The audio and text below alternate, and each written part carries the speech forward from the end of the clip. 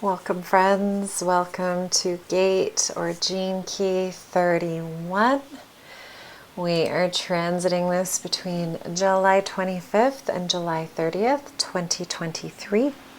Before I go into the transit, an offering below, there's a 33% off coupon for a quantum human design reading. Link is below in the description. The coupon code is SPIRIT33, so feel free to use that. It's good until the end of 2023. A new announcement as well, as we have a new podcast called It's About Magic. Link is also below if you want to listen off of YouTube. This is the Gene Keys will not be on there in this similar capacity. It's going to be a little bit different. So if you're interested in listening, check out the link below. All right, let's get started. Gate 31. So we're really transiting a lot of the throat gates. And before I begin, one of the things that can happen for us is our throats can get locked down, they can get shut down through trauma, beliefs, ancestral experiences that we're carrying. One of the most effective and nourishing tools you can use that will support you on both an energetic as well as a nervous system level is humming or chanting. So whether it's humming, like just a or Om, you can chant Om. One of my favorite ways to do this is it's actually an ancient pranayama technique from the yogic tradition. Is you inhale through the nose and then you exhale with a hum. And this stimulates the vagus nerve, calms the nervous system down, as well as activates the energy in the throat center. You can also plug your ears and close your eyes at the same time, and this really supports you to go within. So gate 31 in the throat connects to the G center via gate 7. And we're back on logic circuitry here, collective logic, and this is the channel of the alpha. And this is all about learning how to take leadership when you're recognized to do so. And this is about leadership in an egalitarian and collaborative way. And we're in the sign of the Leo, so like how it's absolutely perfect, right? Quantum human design, this gate is called the gate of the leader, and in traditional human design, it's known as the gate of democracy. This transit is highlighting and giving us the opportunity to learn to lead as a representative of the people who have asked you to lead them.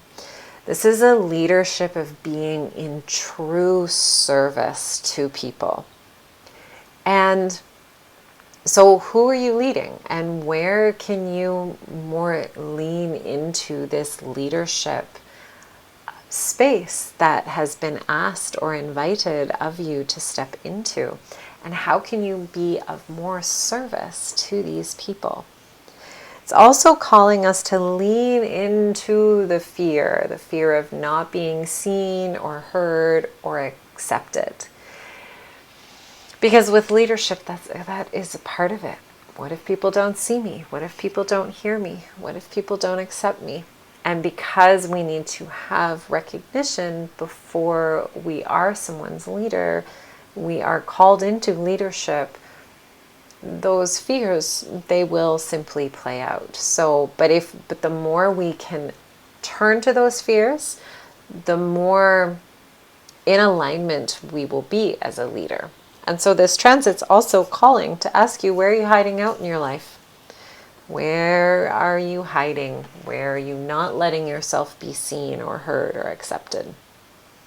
On the shadow side of gate 31, we find the push and seizing of leadership for personal gain, which is a lot of what we see in our traditional government systems these days.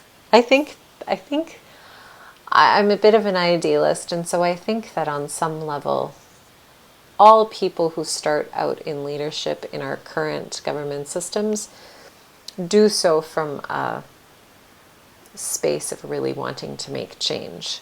And then I think corruption occurs, right? Which is what happens in places of power. If you're not grounded, corruption and getting off center can grab a hold. The shadow is also about feeling low self-worth, not feeling worthy to step into the leadership role. And on the full expression of this is it's a real ability to truly connect heart to heart to your people and listen and learn and hear and serve. But that is, you really need some deep heart energy and medicine to be able to serve from an integral place for the benefit of all. The gene key name of this is Sounding Your Truth. And this is related to the 62nd shadow of intellect. And when we combine the 31st shadow of arrogance with the 62nd shadow of intellect, this is where we see manipulation play out on our planet. And this is where what we call leadership these days. This is what leadership is in the more obvious centers, right? It's intellect and arrogance, and using the intellect and your arrogance to manipulate others. So on the shadow side of arrogance, animals and humans have very different ways to choose their leaders. Animals, it's a very instinctive, it's a feeling, it's a sense. Humans, it's about who can best talk the best game, really. And so this is where our language in leadership is manifested. And programming tool for our psyches. Think of the word to cast a spell or spell casting. We use language to create spells. We use language to program psyches of ourselves and other people. This is what happens when we watch movies and TV and read certain books, read books. So arrogance is rooted in the belief that we have independent control over our reality. And it's based on the belief that we can think, talk, or act our way out of shadow frequencies, when it's actually our intellect that creates these shadow frequencies. And what I mean by that is intellect and arrogance are a thought form. The shadows that play out in the world are thought forms that have gotten out of hand. When we come from our heart, we don't create shadows. I imagine we would create roadblocks and speed bumps, but not to the degree that shadows are present in our current reality. When we are in the shadow of arrogance, we're cut off from the divine. We're in our head, we're cut off from the divine. The divine is here. I mean, the divine comes down through here, but that arrogance from the place of intellect is, we're not rooted in any sort of wonder, and we act as if we're somehow separate from nature. But we're not. And so you'll see this arrogance play out in either where people defer their power to others, and this is very fear-based, and we set ourselves below someone else. I know I've played this out before, where, I'm not as good as that person. Or it can play out in scornful, where it's very anger-based, and then you see yourself as above others. The gift in this gene key is the gift of leadership. And this gift is all about being in the heart, dropping from the head into the heart and going within. From the heart, you feel the collective suffering. And there's a heart-based connection that occurs where you're working to draw others out of that victim mentality that most of our world is suffering in. And in this gift, there's a deep understanding of the human condition. When we're in heart-based leadership,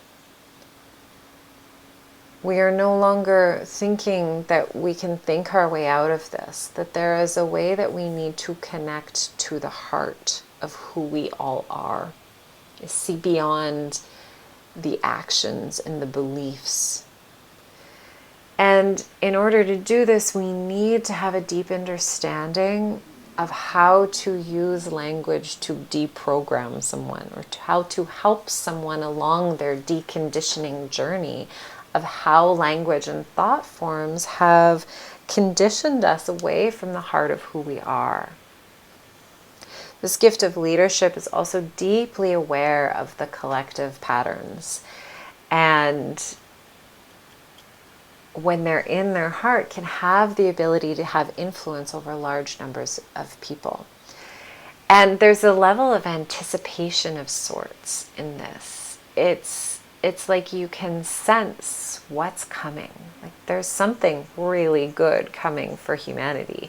And you know that in order to get there, we need to deliberately be in our hearts and deliberately use language in the way that we can use it, which is in its highest frequency sense. The Siddhi is the Siddhi of humility.